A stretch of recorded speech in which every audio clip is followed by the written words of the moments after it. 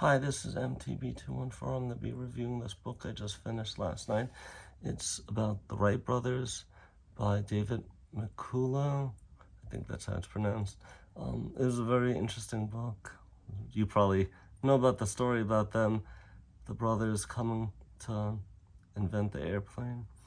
So it has a lot of details in it that's interesting, that their day job was they had a bike shop, and they had made their own bicycles as well, like their own brand of bicycles. So they were mechanically understanding. They had an understanding about mechanics and how things work. They studied nature with the flight of birds to understand about it. That they had a lot of trials that they did in, wrote things down on paper, had a lot of trials. They went to Kitty Hawk, practiced privately, went back home to Dayton, Ohio, and worked at their shop, and they used their own money for all their experiments.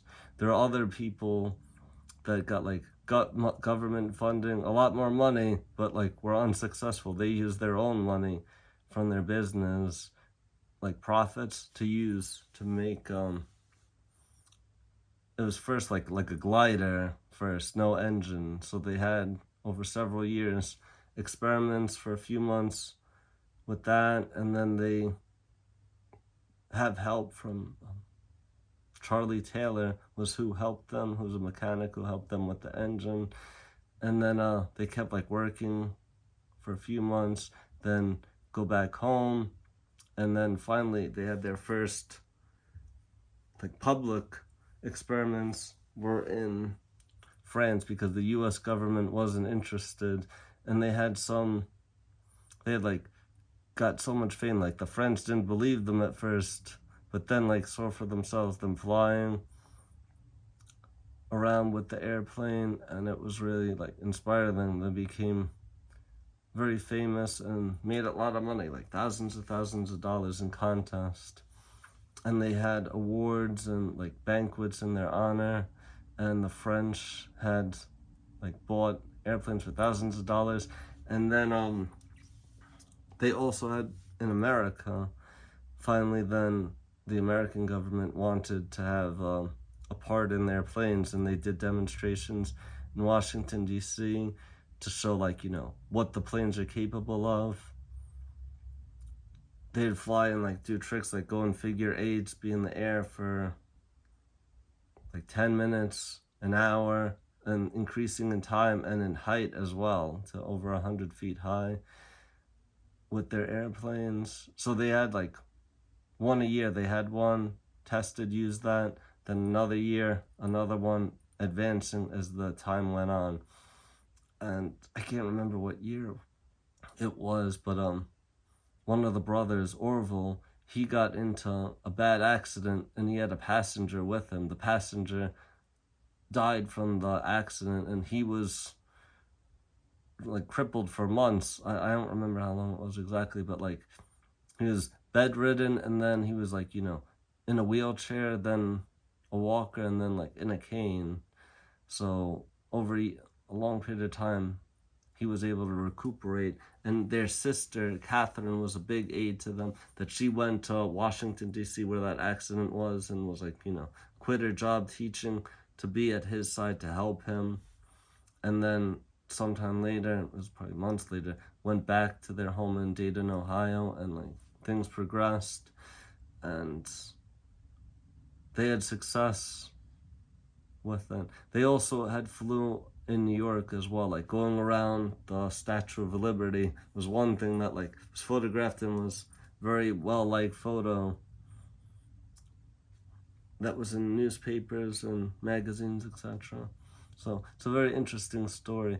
And it was the brother Wilbur Wright that actually passed away early. It was in 1912, if I believe, and his other brother, Orville, who was in the accident, survived for years and years. Their father also, I think, played a critical role. He was a bishop, so he was a traveling preacher, and it seemed to have instilled in them a hardworking attitude and to be like humble. They wouldn't fly on Sundays like people would want, but they wouldn't fly. They would honor the Sabbath in that way, to not go flying and like, take that day to God. Even though they weren't really church goers, I think they still had some faith in God.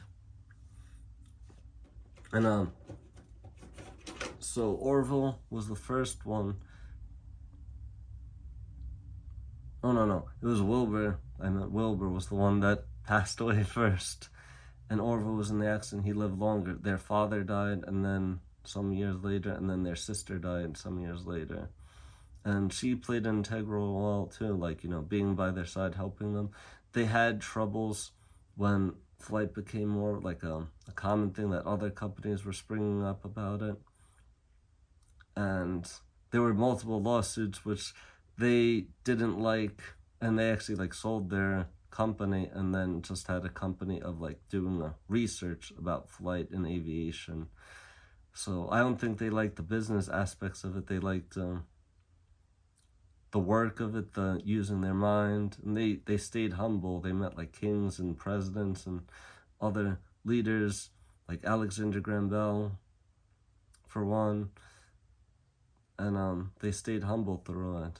They did move to get a mansion after like getting wealth, but they seemed to stay like humble guys, to like, be in like to do the physical work and not just be like, oh, like, it's below them. That they made this dream a reality and put a lot of work and dedication to it, which is inspiring. And it's definitely like an interesting book to see about all that they did through it. And like in the book, it also has some excerpts from like newspaper articles about them, as well as like their diaries and their family's diaries, like Orville and Wilbur and their father, Bishop Wright, and their sister Catherine, about like all that was going on and how they're like homesick, that but their time in France, when Wilbur was in France while Orville was still in America, like recovering, that he was very like, it was a relief to him that like he felt sort of like renewed being in France, to see the sights there. He was very intelligent, to be able to discuss about art and history, and he loved the architecture in France as well. And so it was a very interesting book. Like they were very like level-headed, grounded men, and they definitely put in a lot of hard work. It was an interesting book to read. I definitely would suggest to read it, or like watch a documentary about them, like really delve in to see what they've done. And like now in 2024, you can go around the world in a short time. Like from New York to Florida, it's about 3 hours flight, and it's thousands and thousands and thousands of feet in the air. It was Orville that lived to see the jet airplanes and how the planes were used with like World War I, World War II. And one thing that says in the book that's interesting is he wasn't happy about that used for like killing and death, but he said it's sort of like fire. So like fires cause damage, but fire is used for good things as well. Like, fire for cooking, fire for heating your home so you're not in the cold. So like, things could be used for good or ill, but they definitely did a great thing for humanity, and the world wouldn't be so connected today like it is now if it wasn't for them and all the work they did. Definitely suggest this. Thanks for listening, watching. Like, comment, subscribe for more content. You can look back at my previous videos as well about like with action figures and different books. I've read all these books and these as well from December 2020 to now, so it's more than a book a month. And I made it my, what do you call that? It was like my New Year's resolution, but in December, not January, to read 30 to 60 minutes. And when I was reading Lord of the Rings, that's what got me to read an hour a day instead of just half an hour. And it's a real blessing. You can learn a lot, and there's so much to this world. You can read like fantasy, about history, different stories, all science, religions, you name it. It's definitely good to read. And thanks again for watching. Comment, like, subscribe for more. Have a great night. Take care.